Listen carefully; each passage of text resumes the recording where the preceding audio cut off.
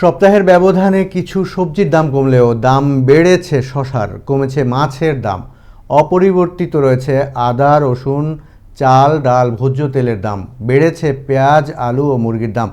ব্যবসায়ীরা বলছেন আমদানি কম, তাই দাম বেড়েছে এসব পণ্যের।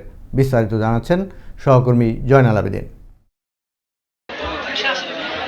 সপ্তাহের ব্যবধানে দাম বেড়েছে আলু ও পেঁয়াজের। কেজি প্রতি আলুর দাম বেড়েছে 4 টাকা, পেঁয়াজ কেজি প্রতি বেড়েছে 4 থেকে 6 টাকা। এদিকে কিছু কিছু সবজির দাম কমলেও দাম বেড়েছে শসার। কেজি প্রতি শসার দাম বেড়েছে 20 থেকে 30 টাকা। অপরদিকে কমেছে মাছের দাম, বেড়েছে মুরগির দাম। ছোট বড় সকল ধরনের মাছের কেজি প্রতি দাম কমেছে 50 থেকে 100 টাকা। মুরগি কেজি প্রতি বেড়েছে 10 থেকে 15 টাকা। ব্যবসায়ীরা বলছেন, চাহিদার তুলনায় আমদানি কম থাকায় দাম বেড়েছে এসব পণ্যের।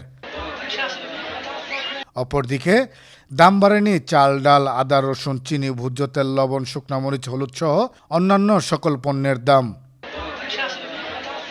জয়নাল আবেদিন, আনন্দ টিভি, ঢাকা।